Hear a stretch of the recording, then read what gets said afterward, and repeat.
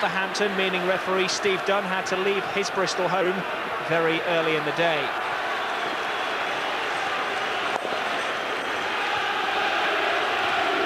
Well, I'm sure Bolton would dream of a repeat of the good fortune they had in the previous game between these two teams here this season, when they demolished Wolves by 5 goals to 1. One goal would really do it for them tonight. If it ended up an aggregate score, they were all level, it would count away goals, and if it wasn't, it would go to penalties. Bruce Rioch, the Bolton manager, was so angered after his team performance at the weekend, he refused to go to the press conference and talk about it. It's a cool evening here in Lancashire. Almost the same weather as it was when the two sides played in February. Bitterly cold. But a good night for football, with a tremendous atmosphere inside the ground as well.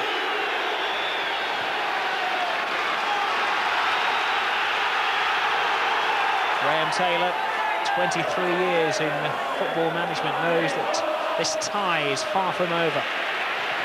Phillips puts in the cross, a flick from Coyle. Lee gets his first touch of the ball, telling touch, and it was almost a goal. Well, he's a player that they select for the home games and tend to leave out away. That was the case at the weekend. He's back tonight, and he makes an early mark.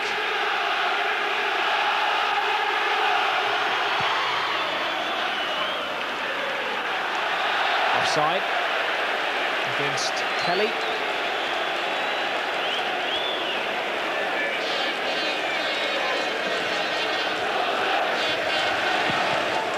Stubbs, lovely ball, seeking and finding Lee. One-on-one with the defender, and he'll settle for the corner.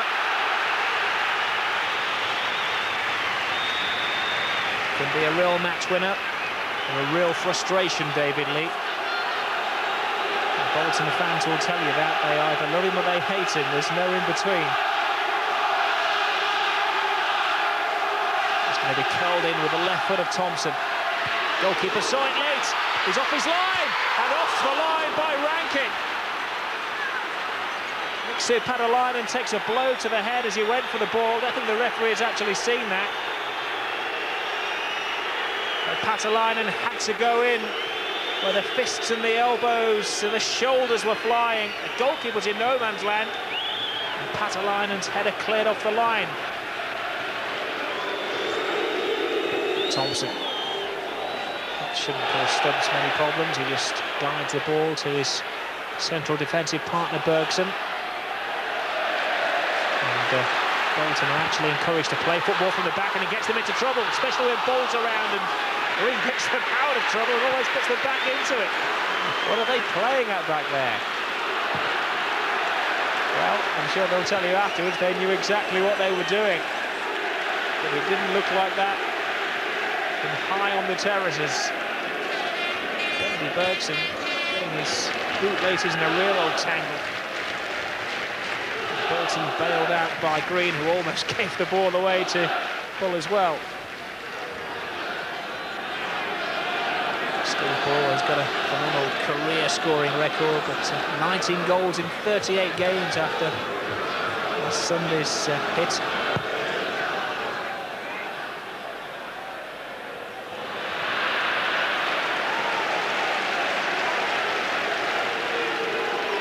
Padalainen playing on the left wing. They're trying to use his height and his muscular frame to pick on the tiny Thompson. And marking, he's only 5'4".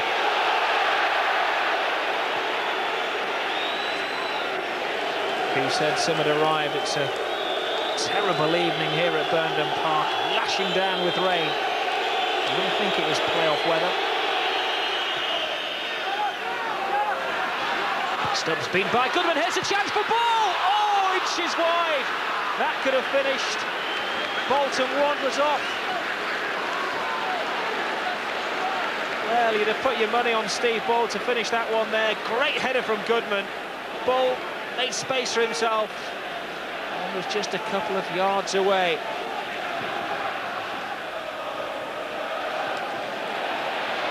Coyle, good acrobatics, good balance. Puts it in there for McGinley. Now for Lee on his weaker foot. A good save by the goalkeeper. Worth the shot from David Lee. No time to get it on his favoured foot, and though Stowell saw it late, it was excellent positioning and an excellent reflex save from the Wolves goalkeeper.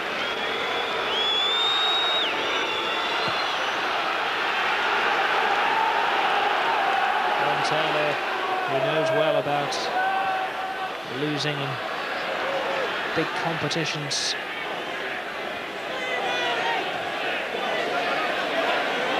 So much money has been invested in this Wolverhampton Wanderers team to try and get them back into the top flight. Similar amounts at the same stage as Blackburn Rovers, and look how that paid off for them. Wolves are expected to go up. It's Jack Hayward's millions. They won't want them to go to nothing. Thompson for Bolton. Good defending from one of those big money buys, Goodman. Now ball, great little dummy, but Kelly wasn't quite on the same wavelength. Phillips chip. Coyle gets behind the Wolves defence, going to get the cross in. He's beaten the goalkeeper. McGinley's there. And it was a last-ditch challenge, I think, from Venus, which put him off. Ball's still in play. Cross from Green. Far post again, and Patalainen heads it over the bar. It's a real speciality of Bolton, getting those crosses in, getting them to players at the back end of the area. First of all, John McGinley coming in. It was a defensive header which got it away a fraction of a second until he got there. As the cross came in from the other side, it was the other striker, Patalainen, at the far post. And just yards over the bar. Stubbs again. Sprays the ball well. Puts it into a danger area that Coyle was just put off.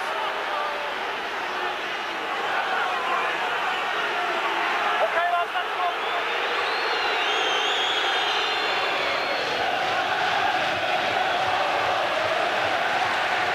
There's the resident ball boy, Bruce Rioch. Up and down off that bench, chasing the ball all game. Great turn by Coyle. It's a good shot by him, but rising all the time, unfortunately, for the Bolton striker.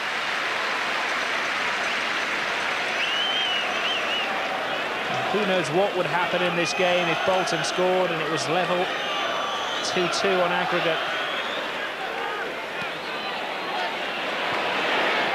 Lee. Richards lets it go, and that was a foul. No, it wasn't, says the referee. Shoulder charged unfairly, both feet on the ground. It's a goal from Phillips flying in. He's got a goal from this distance in the first game between the two. Crosses this time for McGinley. Bolton are getting closer and closer to bringing this tie together. McGinley getting in there, but again well marked by Venus.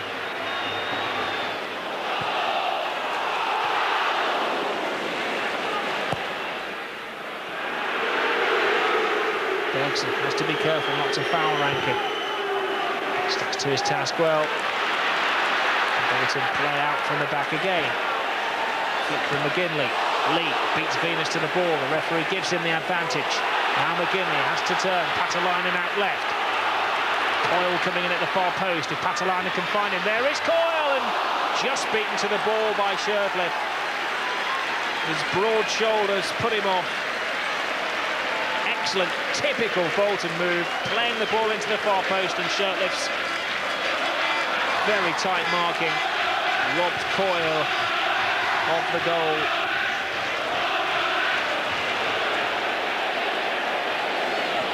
Coyle making a good run. Control as well on the chest. Rankin. No one in support. Alan Thompson. McAteer. Lee comes in from the wing. Back to McAteer. Lovely flick over the top. There's a chance for McGinley. And the goal for McGinley, and Bolton are back in it. It's all equal on aggregate. What a great time to score in the final minute of the first half. That is a blow to Wolverhampton Wanderers and a major confidence booster to Bolton. Almost to the second, the the time that Wolves scored at Molyneux on Sunday. What a beautiful ball that was from McAteer, great vision and wonderful finishing from John McGinley. Goal 21 of the season for him.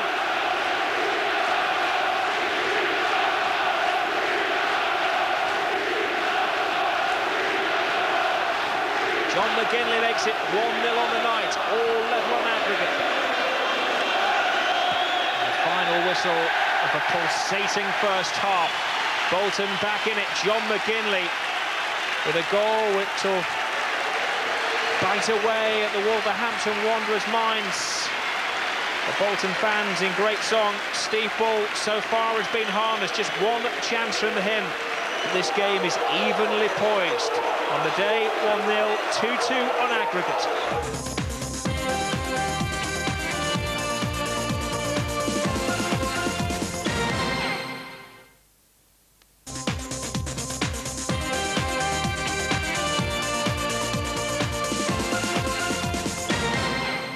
So it's all level on aggregate. There's everything to play for. McGinley's 44th minute goal scored the same time as Steve Bull's in the first leg. Bolton will have to be careful that the pattern isn't the same as in the second half on Sunday. The equaliser came just after half-time. Will Bolton change their tactics? They've dominated the first half and had far more chances. The danger is that Bruce Real will ask his team to defend a little more. The referee couldn't have been better placed to give that free kick. Sue Patalainen affords himself a crafty little smile. Certainly no smile on the face of Don Goodman. And Stubbs takes his time. There's no hurry about Bolton now, as there was in the first half. Stubbs cross, Patalainen getting up there. McAteer flying in, came off the bottom of his boot. That would have been an unusual goal. His equaliser at Wolves on Saturday was a bit of a fluke, as he chipped the goalkeeper on Sunday, shall I say. He didn't mean to. And that would have been an orthodox brace for him. Wins the ball out, but he isn't given much support. Breaks away from Cowns. Speeds away from Cowns. Plays it to McGinley. Cross to the far post. But Patalainen's coming in, and again just nicked away inside their own 6-yard box by a Wolves defender. Ball still in play. And Wolves defence are all over the place. Schertl getting a left foot to the ball there, which could have gone anywhere. And seconds before, Mixu Patalainen almost made it 2-0 on the night. Getting that header in there, and it was Schertl again who got a head to the ball and kept it out of the goal. Play held up because David Lee is requiring treatment in the centre of the field.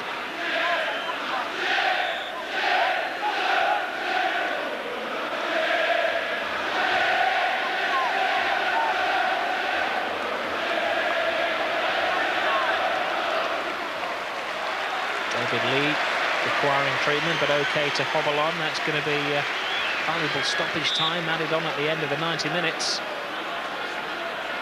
Alan Thompson with a corner for Bolton. Plays it short. What's going to come of this set piece? Stubbs back to Thompson. So back of the area. Looked to be a bit of climbing there by the Wolves defender. The referee lets it go. Coyle puts it in. And cleared by Venus. Wolves on the back foot.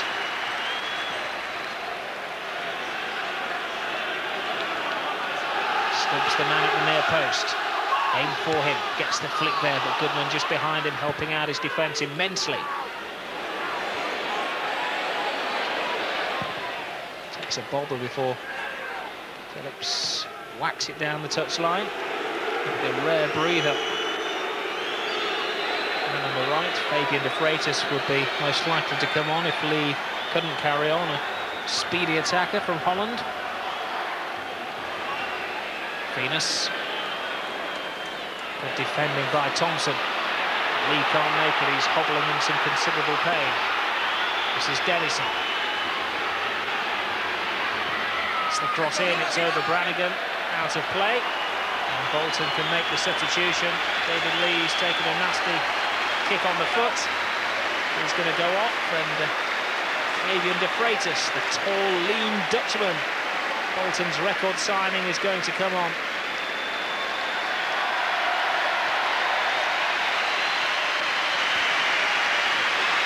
Along comes Fabian de Freitas, the lean, mean Dutch under-21 international. In fact, Bolton's record signing last summer cost £400,000. Yet to make a name for himself here. Will he tonight? McAteer. Plays it to McGinley. Patalainen wants it wide. Very brave challenge from Thompson.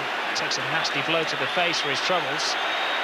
Two players down on this near side of the field, but the referee keeps play going. It's a first touch almost for de Freitas. Green goes flying in. And he's got a chance. He has two players at the far post. One of those is McGinley with a volley, and that was so close. Spectacular move from Bolton Wanderers. And the nerves around this place are jangling. Lovely ball from Green, who looked up, laid it on. Well, I was going to see a plate for McGinley. This Wolves turn to have a bit more possession. They started the second half well, but lost their momentum somewhat. Downs, it's a great pass into space for Dennison. Gets it on his left foot, cross in. And Bergson couldn't take any risks, though I'm sure Brannigan felt he could have got to the ball with his hands had he left it.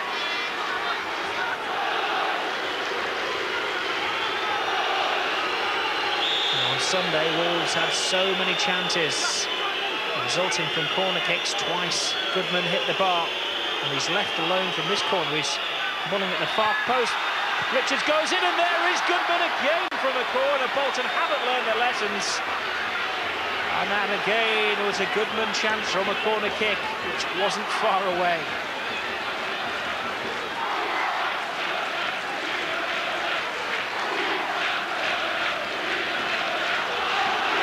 Thompson breaks on the back over the halfway line.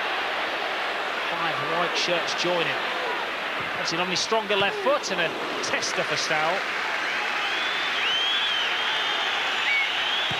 Stowell kicks the ball. There's an opportunity to put the ball out of play then. There's a player down injured, which is why Phillips handled it. Stubbs appears to be in quite a lot of pain. This is how he got hurt, going in for the challenge, and he seemed to land awkwardly on his shoulder. Dangerous for him because he broke his collarbone earlier in the season, and he's writhing in agony down there. Let's hope it's not a reoccurrence of that trouble.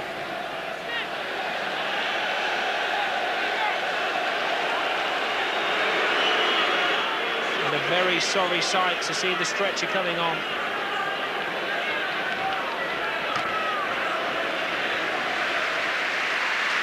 Alan Stubbs playing no further part in this game. And when he plays back at Burnham Park again, indeed, if he does as a Bolton player, will it be in Division 1 or will it be in the Premiership? And Stubbs is replaced by John Dreyer, who played against Wolves on Sunday, the man on loan from Stoke City until the end of the season.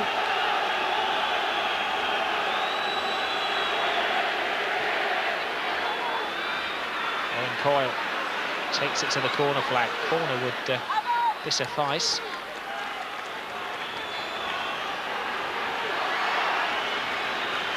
John McGinley decides he'll take the throw. Changed his mind. Scott Green's going to launch one. The referee looking at his watch, indeed stopping his watch. Green puts it in towards the 6-yard box. Richards with the header. Dennison brings it down, but where's he going with it?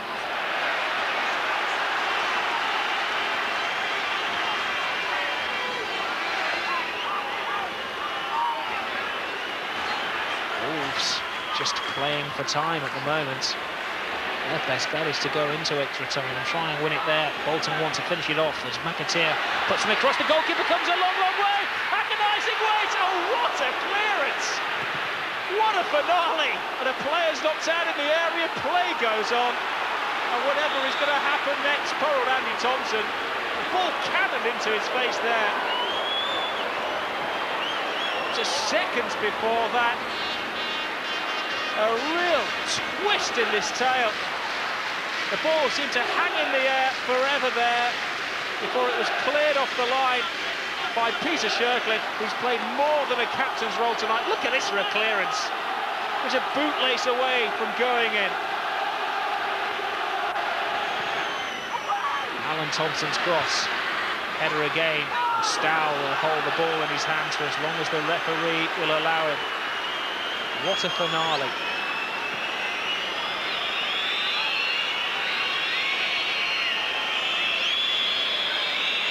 Referee checks his watch and blows his whistle. It's the end of the 90 minutes. 1-0 on the night, 2-2 on aggregates. John McGinley the scorer, which means that we go into extra time.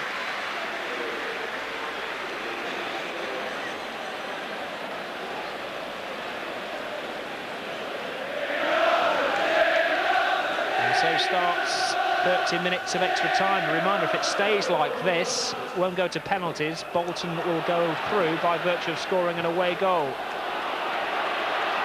News, by the way, now Alan Stokes that he's been taken to hospital as a precaution due to that nasty blow to the leg.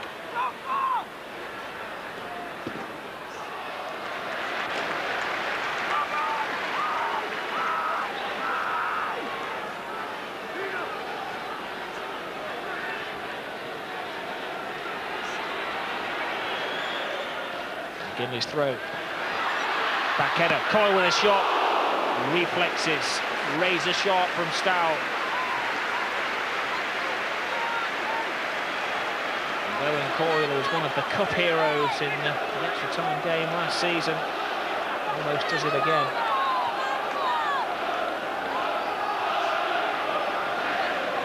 Everybody forward for Bolton Wanderers. The ball punched in there, headed away. Kelly forced to come back and stand on the post.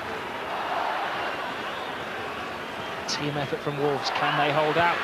Coyle heads the ball over from under the bar. It's bouncing around the area and to the rescue for Wolves. And it's, oh dear me, a punch there from John McGinley and knocks him out cold. John McGinley just lost his temper there and started hitting out. And the referee must feel that he's in charge of Lennox Lewis or Mike Tyson.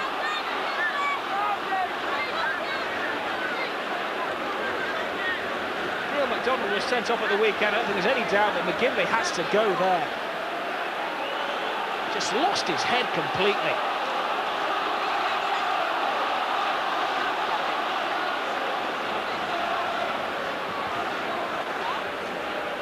There's a handshake, but you have the feeling that's going to come too late. This is the incident, almost a goal. McGinley went flying in there. Well, he did actually get a slap to the face from Kelly, who started it. And the referee, maybe taking that into account, shows only the yellow card to both players. Rankin lets it go. Goodman trying to get in the area, looking for one shooting opportunity which could win the game. Now to Dennison. Puts in the cross, away by Dreyer. Bolton still have a man down on the halfway line in Alan Thompson. This is Andy Thompson of Wolves. Gordon Cowans. Three in the centre. Goalkeeper has to come for that one, and he's lost it! But Dreyer saved it. Dreyer got there just before Kelly. And how dramatic that could have been, because it has to be said, Kelly's looking to be on the field as well after that punch-up with John McGinley. David Kelly could have been the hero, could have scored the goal then. It was a punch indeed from Brannigan. Got there just before Kelly. Short for Cowans. McAteer steals in, ups the pace. Coyle breaks it. Only one place he wants to go, and that's to goal. Forced away from it though. The corner will do. final minute of the first period of extra time.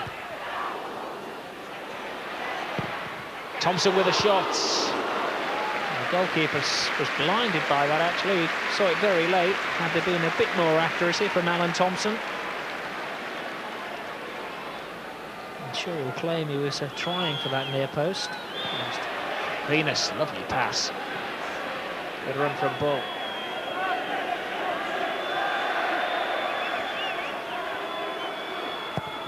Cross from right. Cleared by Patalainen to the Freitas. Bolton leaving 2 men on the halfway line. Trying to sneak the all-important goal. This is Coyle. Now he's joined by a number of teammates, including McAteer. Nobody wide on the right. He's going to have to hold on to it. The Freitas shows. Good skills from the Dutchman. Has space. Can he put in a good cross? It's not a great one, but it's brought a goal on Bolton Wanderers. It looks a heading to Wembley for the playoff final. John McGinley, the scorer.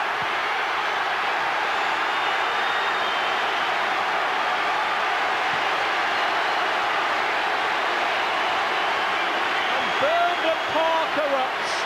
John McGinley, should he be on the field after he got into a punching session with David Kelly?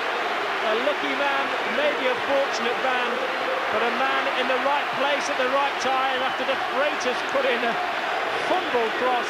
Terrible clearance from Shirtley, and McGinley makes Wolverhampton Wanderers pay for it.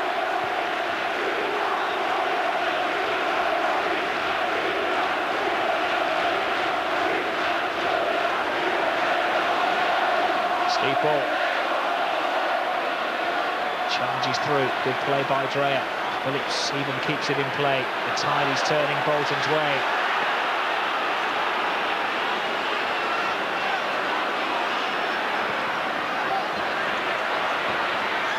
Richards with a header. Bolton can't clear it, and Rankin scoops it over the top. Wasted chance.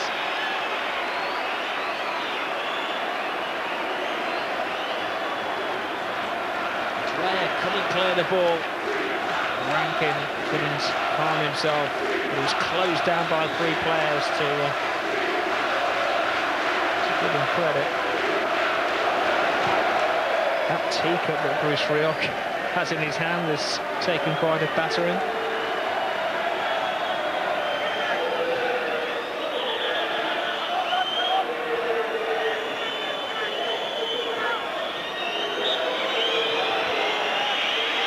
We're now into stoppage time in extra time. Whistles from the Bolton fans. Last-ditch stuff from Goodman. Good night.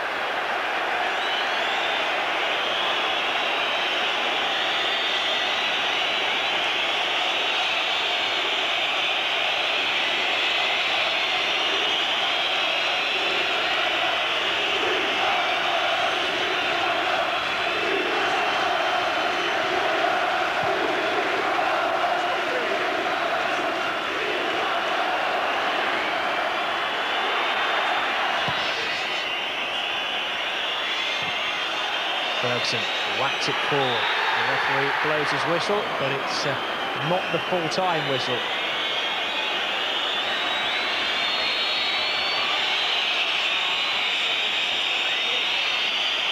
It's down. It's in the referee's hands now. How long are the Bolton fans going to have to suffer this agony? Goodman heads it down. Dreyer clears. Cowan's nods it back in. Anywhere will do. Clear the ball is the cry from the stands. Put the pressure on Wolves. Venus has to play it to his goalkeeper. That's brave. Shirtcliffe. The referee takes another long look at his watch. The whistle's deafening almost. It'll flick on. Rankin turns, and McGinley, the goal hero, his defensive hero, she clears the ball.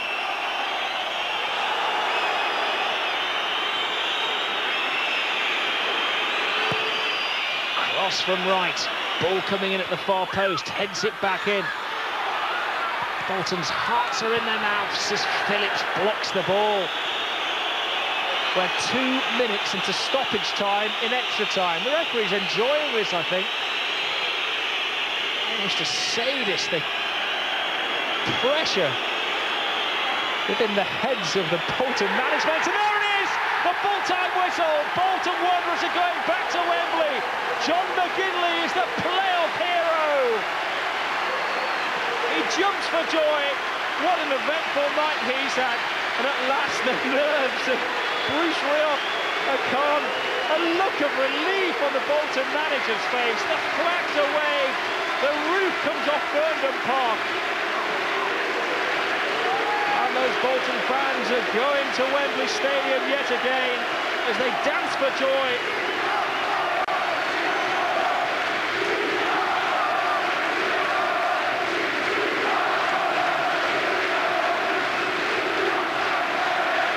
So, Bolton Wanderers go to Wembley. They've done it. 3-2 it finishes on aggregate. Every one of them were a hero tonight, and I think we got our just rewards in the end. I have to ask you, there was a bit of a punch-up between yourself and David Kelly. My initial reaction was that you had to go off. Did you think, as the referee was putting his hand to his pocket, that you were going to be red-carded? I don't know, Rob, you know, because, I mean, just one of these wee things, you know. You do, don't you? Well, maybe so. Maybe I was fortunate to stay on, but thankfully the ref seen it as just a wee push. But you stayed on and you enjoyed it, and can you do it at Wembley? Well, we'll soon see, won't we? I mean, at least we've kept the interest going and we're there. That was the main thing tonight, was to get to Wembley. Now we're there.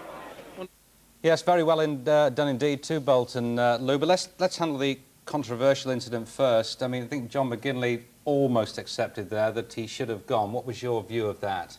Well, John's view was it's just one of those wee things. He's quite lucky he's playing at Wembley, John, to be fair, and I think he knows that. And in fairness to him, he's almost admitted it. Just a goal-mouth scramble here, and I mean, David Kelly starts the trouble, he pushes John away, and obviously John McGinley retaliates, and next thing David Kelly's rolling in agony.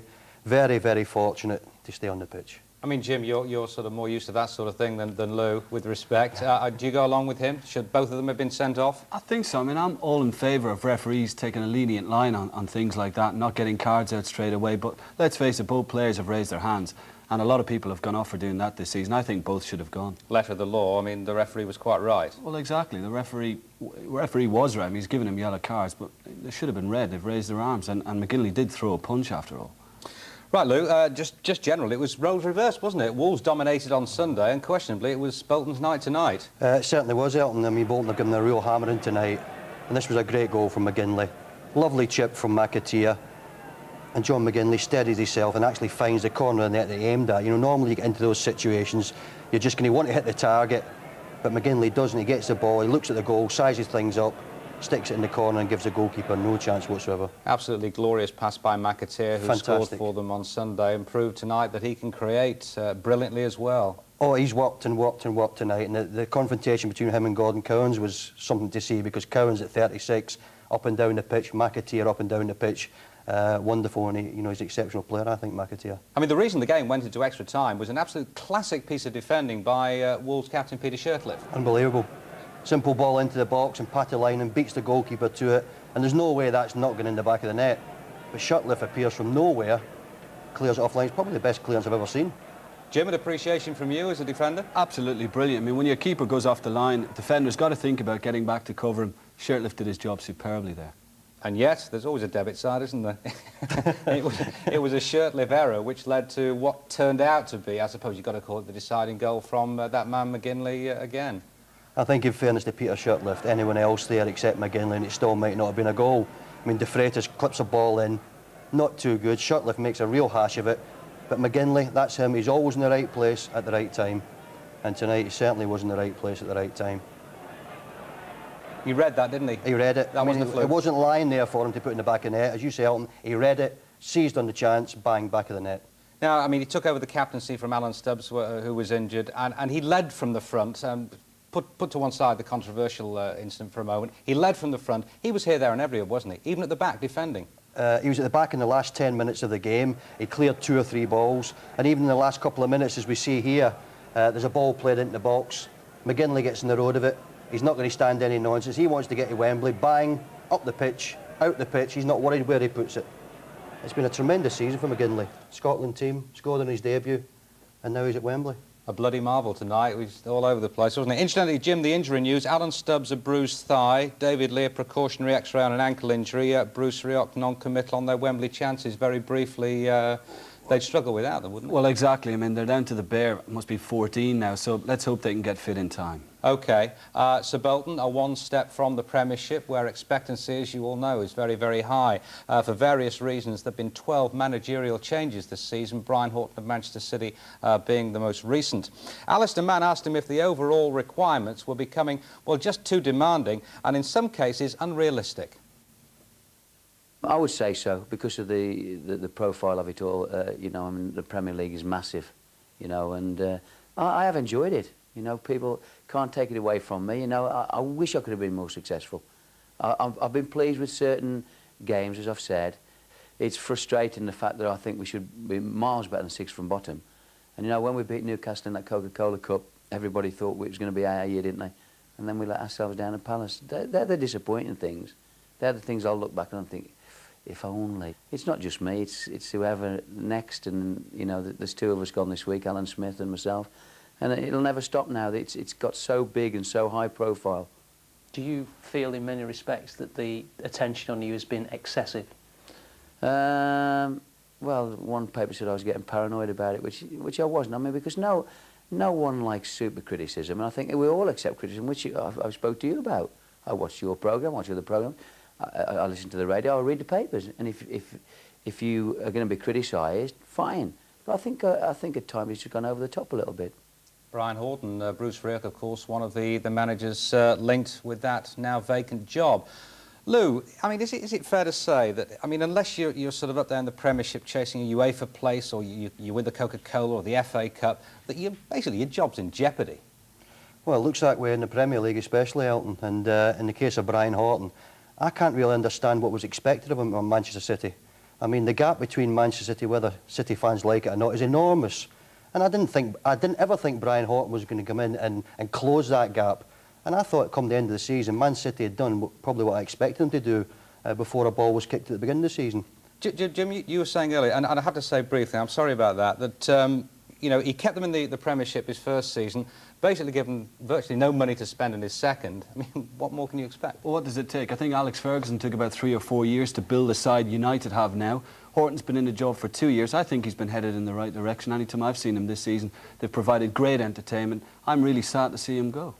Right, well, very good luck to his successor, whoever that may be. Well, can manager John King of Tranmere join the endangered species? We'll find out after the break. It falls for Malkin this time. Aldridge taking it on, and Mungle was right in there, and Malkin was nearly there too, and Reading were nearly undone there.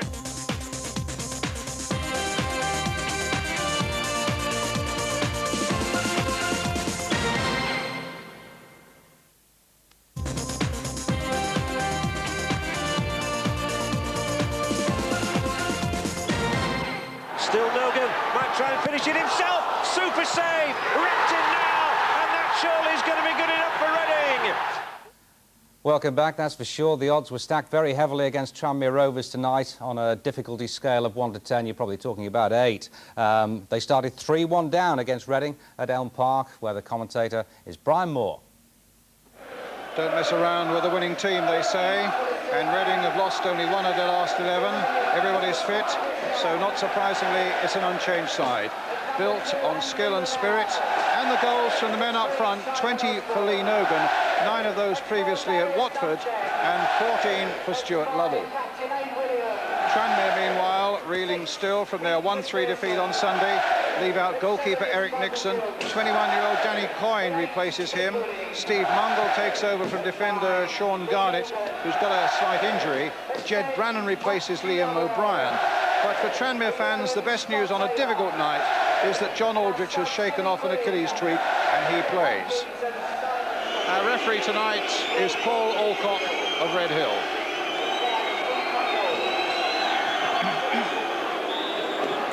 Tranmere's kick-off with a big job to be done here at Elm Park tonight against Reading, a team and a town that are on a spectacular roll, really. Something like Blackburn in their way. 5 straight wins behind them, and now one last push will take them into a playoff final at Wembley on Monday week. Here's a free kick for them. And then, of course, another big heave then, and the unlikeliest of clubs will find their way into the Premiership. Well, they've got this cushion of a 2-goal lead, and instantly there's a degree of uncertainty in that Tranmere defence. But first, of course, they've got to consolidate the position that they achieved on Sunday afternoon up in the northwest. Up goes Malkin, but he's beaten in the air by Williams. Another crash of bodies there, and I think a free kick given that looked to be pretty accidental actually, and well, one of the Reading players is down. Crash there off the ball. I mean, that was a genuine collision, but although the linesman's flagging for a free kick. Yes, it's A.D. Williams, the Reading captain, Welsh international, who's taken a nasty smack on the nose there. That's not the way you want to start an important game like this here tonight, and the referee's given a free kick to Tranmere Rovers.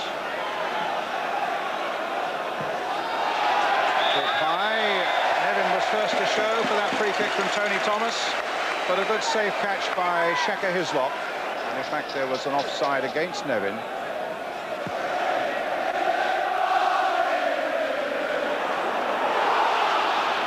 Gooding couldn't get on the end of that one, but he gets on the end of that one, and Scott Taylor was almost in there.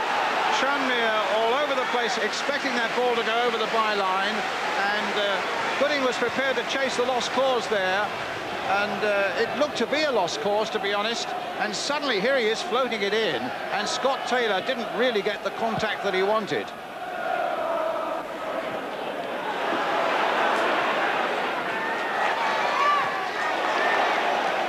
Another strong challenge there.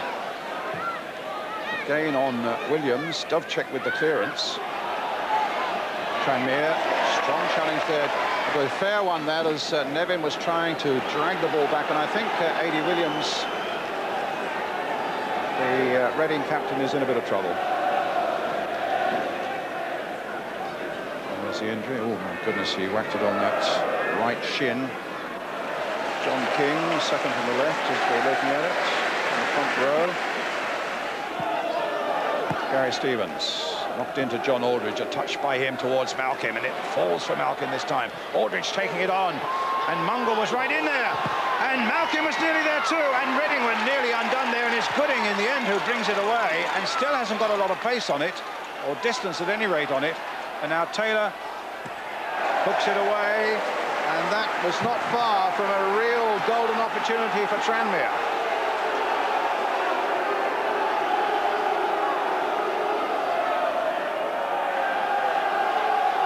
At this moment, Tranmere must be saying to themselves, why didn't we play this way on Sunday? Aldridge with an overhead. Well, it was Malkin again going in. And it was Williams who got a touch there as well.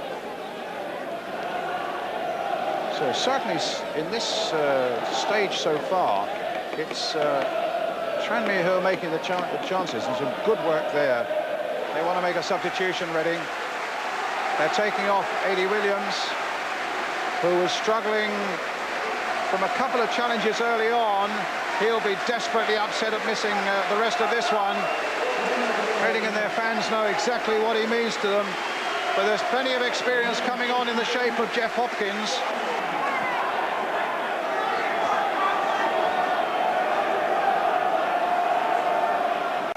Taylor. Bernal. And a good save from Lovell.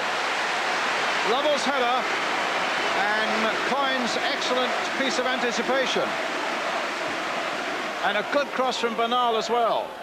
Header on target, and keeper nicely behind it.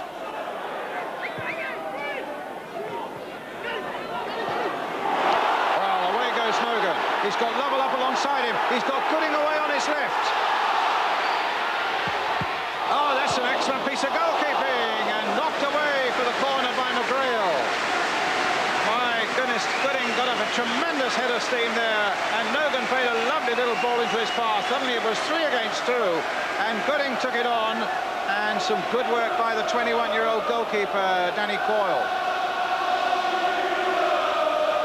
Coyle, who played 5 games at the start of this season, then lost his place to Eric Nixon.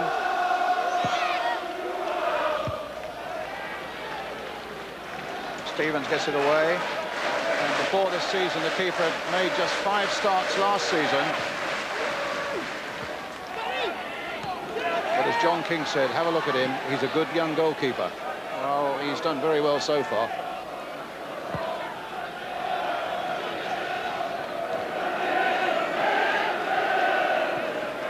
Level. Bernal. Nevin.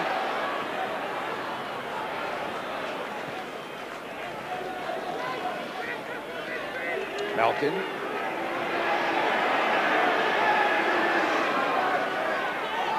Oh, he's done well. He's got past them all there. And just as he was releasing that right foot to get the cross in, Mr. Michael Gilks appeared, and the chance had gone. He's got 19 this season, though. And, I think most of them actually up at home, but just for a moment he looked as though he might cause a problem here. He seemed to get past them all, and then suddenly he was just looking up. There's the cross about to come in when Duke struck. And can Tranmere do something dramatic in the last seconds of the first half? Well, they'll have to get a move on. Morrissey taking an inordinate amount of time with this throw. McPherson got it away, not very far. Stevens to Morrissey.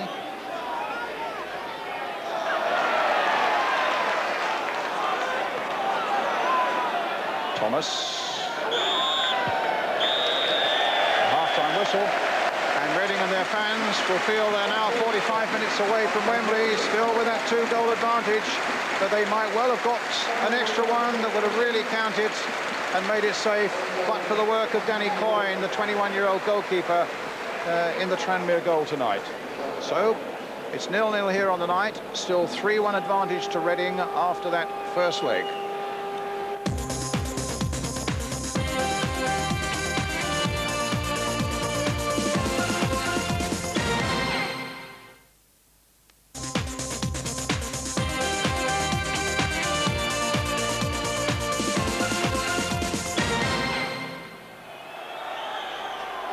Well, our Reading 45 minutes away from Wembley.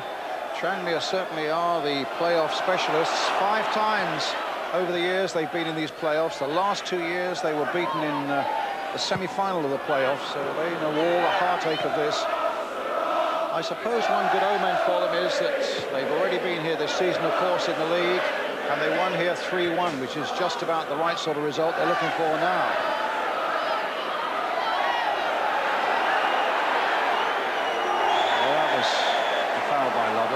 And that's going to be a yellow card.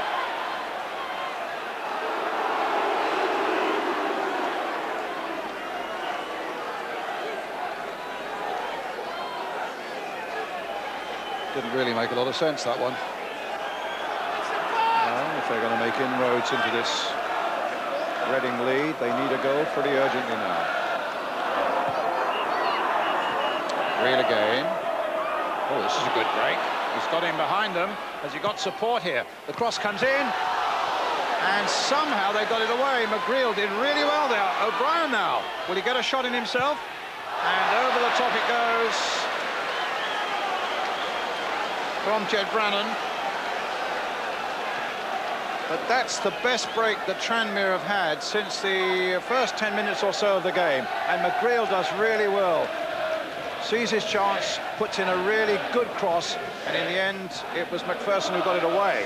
And then O'Brien suddenly is presented with a half chance here, just flicks the ball through, and Brannan's shot is too high.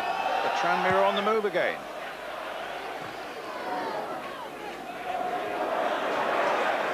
Morrissey might get there first before Gilks, lining up his long cross in there. It was Osborne who got it away. Liam O'Brien now. Up goes Mungle, and it might come for Malkin. And in the end, it came for Shaka Hislop. But again, there was an alarm in that Reading penalty area. Mungall wins it well in the air. It goes over Dovcek.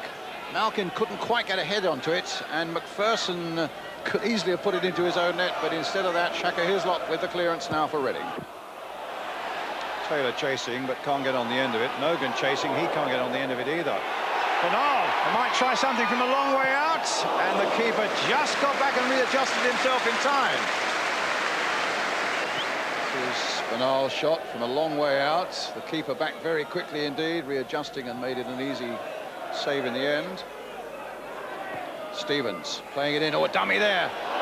And Aldridge and the number 5, Mungall, combining really well there, and it was Aldridge who slid into the box. But over the top it went again. Stevens to Morrissey. There's Irons. Morrissey. Irons. And Morrissey again. Can he get it in? That was Scott Taylor right back there, doing a defender's job at the expense of a corner. Morrissey with the corner. The Brian's height might be useful here. Malkin certainly would be, and McGrail has gone and joined the attack. Again, Reading get it away. It was Lee Nogan actually at the near post, and this is Scott Taylor.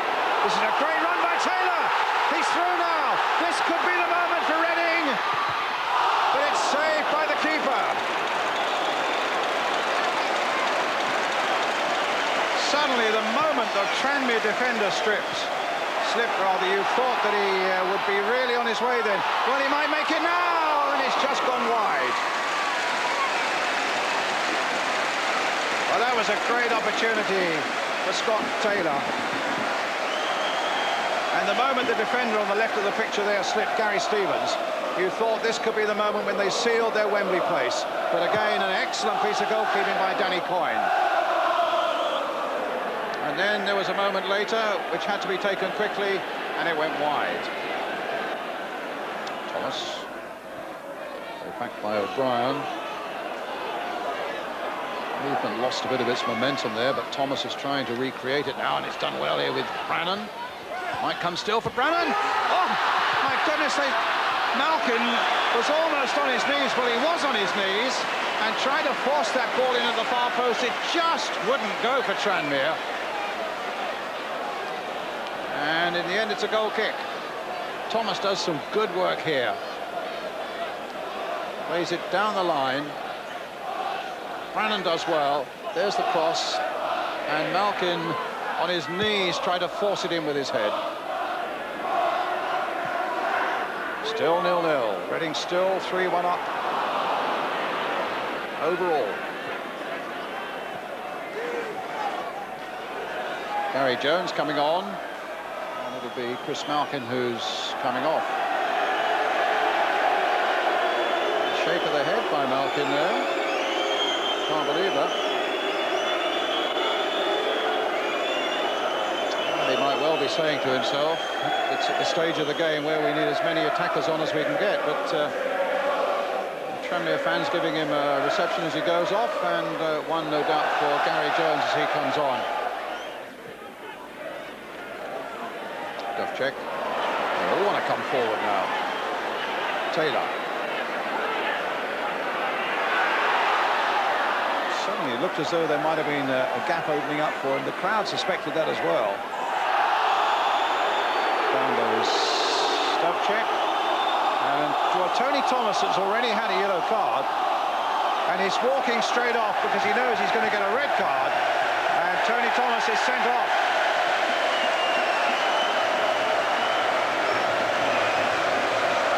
For the challenge on Dovcek there. Just caught him, and Thomas has gone. Tranmere 2 goals down overall, and now down to 10 men.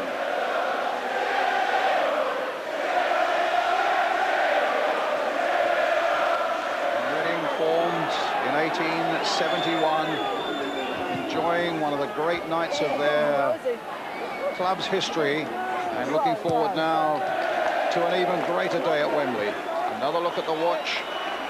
Crowd are poised again, stewards everywhere.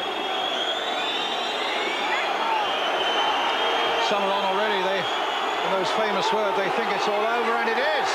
The referee has pointed to the spot.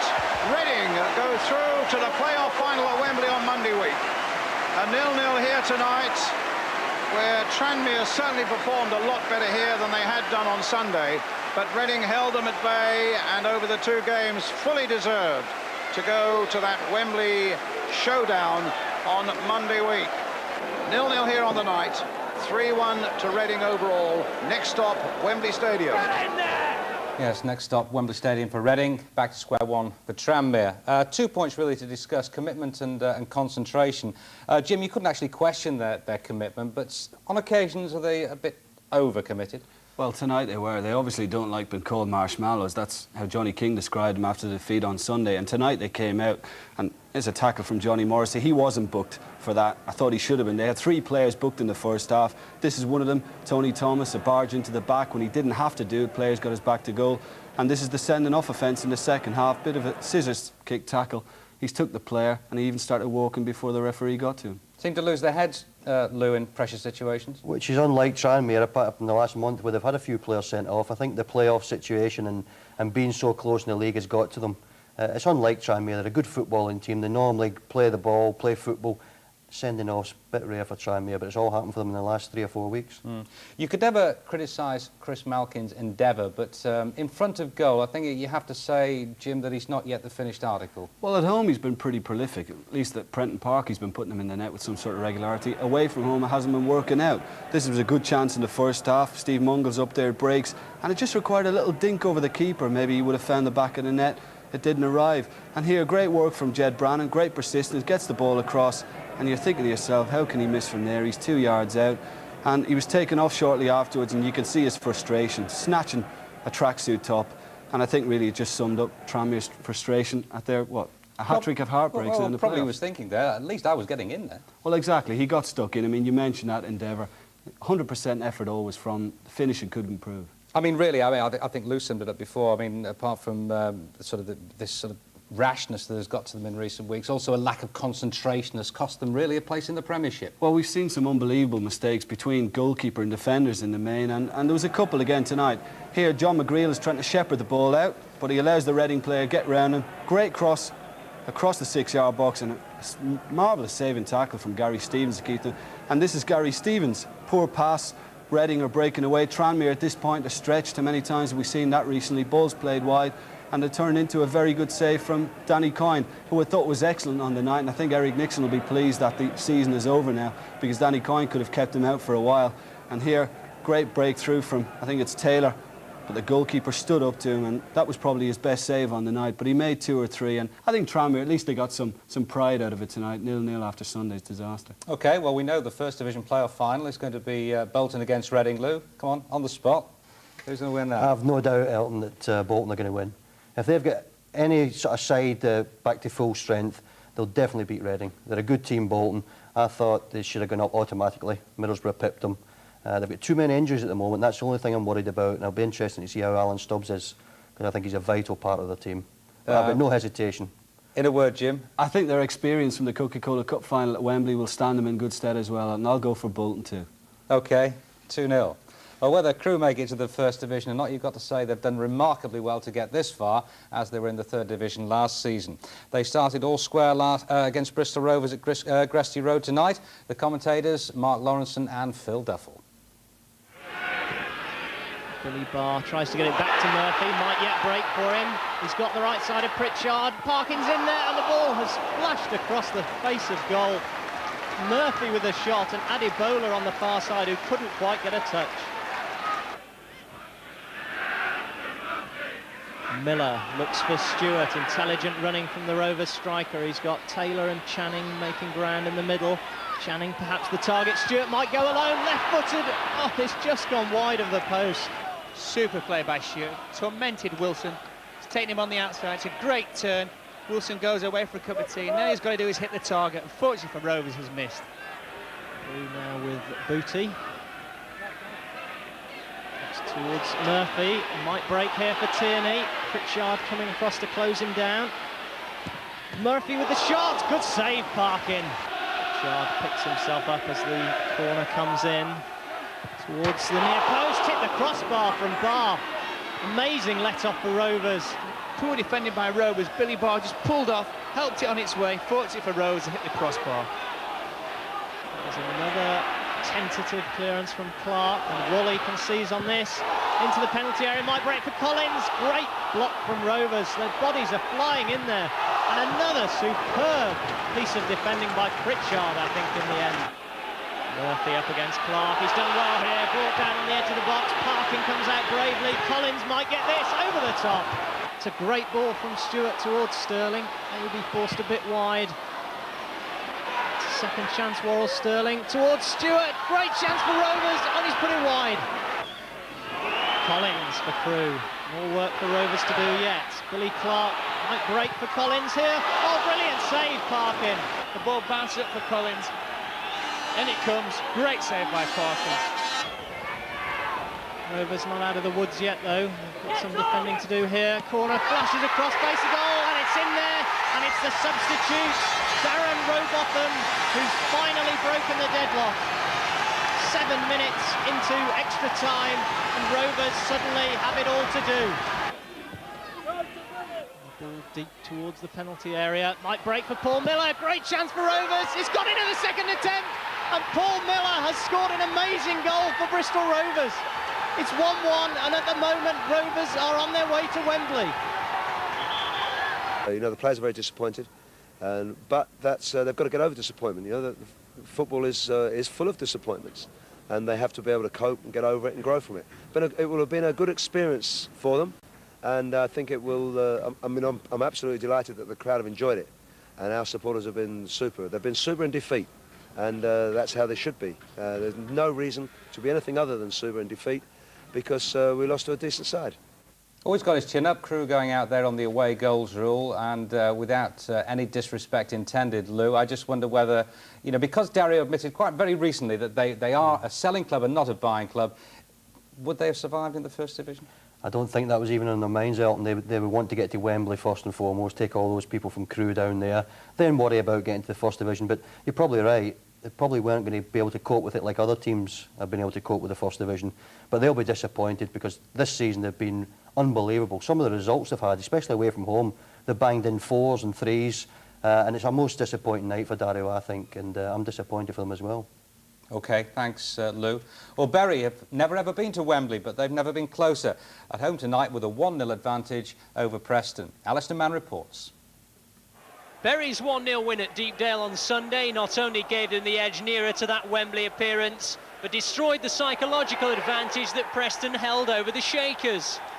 Only a couple of months earlier, Bury had gone to Preston on a high, only to be dealt their worst defeat of the season 5-0. At the same time, it represented Preston's best performance. It was a blot on the otherwise phenomenal record of Bury keeper Gary Kelly. 24 clean sheets this season, including Sundays. Obviously a goal up, so we'll keep a clean sheet. We're going through to Wembley, but it's going to be a fantastic game tonight, and there's a lot at stake for both clubs, obviously going to Wembley in promotion, but obviously my main aim is to keep a clean sheet. It's Bury's biggest crowd for 4 years. On that occasion it was a playoff semi-final. On that occasion it was Bolton Wanderers. On this, another Lancashire rival, Preston North End. So Rigby with the corner. In towards Stans! Oh, that was a great chance. A quarter of an hour gone. Just at the moment, it's Bury who are looking the likelier. And almost for a minute it opened up, and Jackson and Pugh, and the ball knocked away at the second attempt. Again, Kelly's going to have to come and punch. Davey off the line, I think it was by Nick Dawes. And another Preston corner. Taken by Rayner. It's not a bad effort either, and Kelly scoops it away from the head of Ian Bryson. Still Paskin. Good turn. Here's Rigby. And still tries the shot. Finds the goal. And that surely is Wembley. for Preston. They have to score twice to send it into extra time.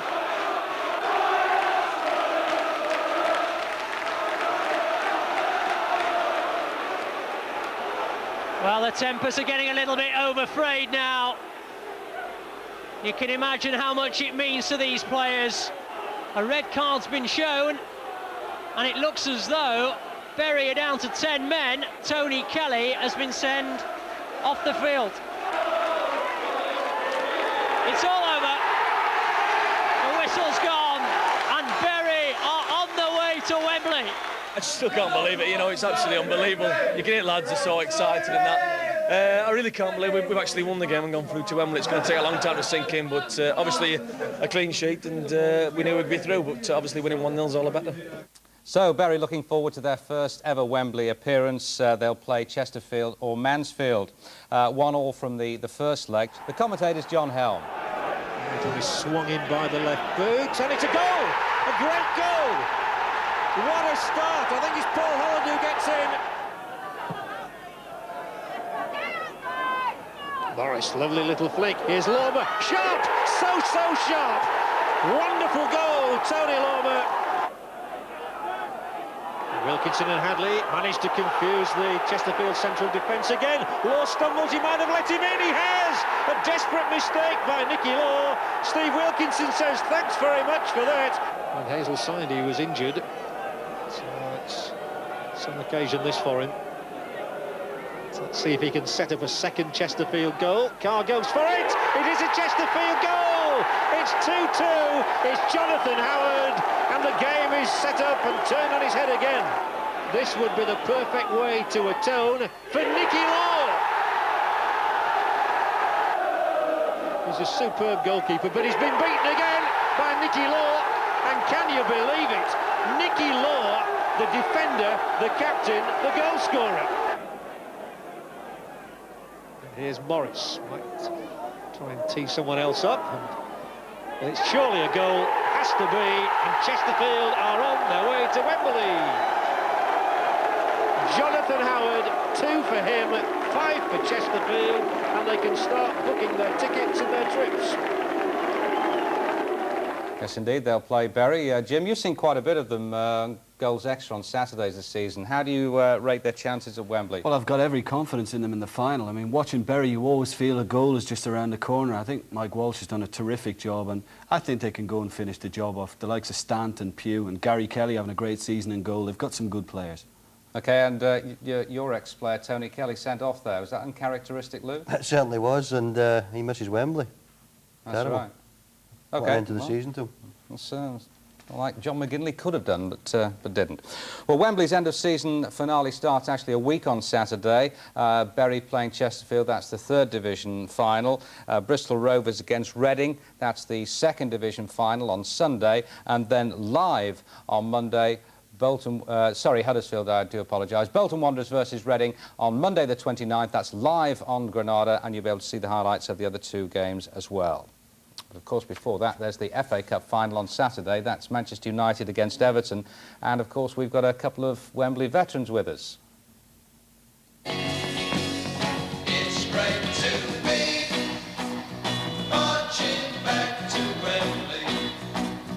Very soon you'll all see Sexton soldiers holding up the cup. Just look at that. Oh, Hughes with the leap, but he's beaten in the air. Greenough trying to get in behind Tommy Smith and might succeed in doing so. And the ball's in the net. Now, come on. Who claimed that goal eventually? Are you and Jimmy Greenough still arguing about it back in way back 77? Yeah, 20 years on, we're still arguing. On the day, Elton, I thought I'd scored the goal. And it wasn't until 10 minutes after the game had finished and Jimmy came in with you get a golden ball at the time, I think you get for scoring the winning goal at Wembley. And when he walked in with it under his arm, I thought, well, I think Jimmy Greenough scored the winning goal, not me. That's disappointing, it was. And are you and Bruce still talking?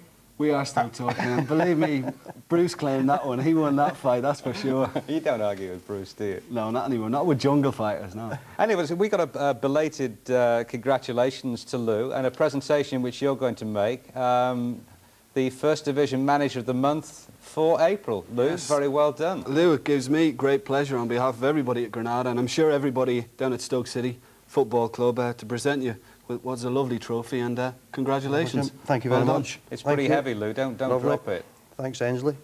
Yeah, I mean, it was a pretty good feat. I mean, that was for keeping Stoke in the First Division, which I think in many respects illustrates the fact that you got the award, no disrespect intended, how close the division was. You know, that none of the leaders or the playoff contenders got the award, but you did for keeping the team in the division. Yeah, I was as surprised as everyone, I think, for getting an award for keeping someone in a division.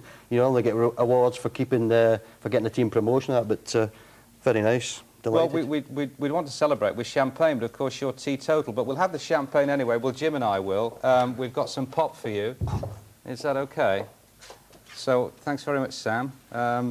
Thank you. Lou, I'm afraid you. it's, Thanks, you know, non-alcoholic, but, you know, we don't mind, Jim, do we? Cheers, I certainly don't. Cheers, Well John. done, Thank well you. done. Well, thanks very much for being, you know, on the team, Lou, this season. And Jim, as always, have you enjoyed it? It's been a very competitive league, hasn't it, if not not the greatest quality in the world? It's been the most competitive of all the leagues. I don't care what anyone says about the Premier. This has been the toughest of all, and I think it's come to an end where Bolton Wanderers, who, in my opinion, have been the best team, are still not in that Premier League, and I think that sums up how tight and how competitive it's been all season. Jim, you go along with that? Absolutely. I mean, Couple of seconds. I've had the experience of playing the top flight and a step down, which this Okay. is very tough. Right, here we go. Well, cheers to Bury and to Bolton, in particular Super John. Bye-bye.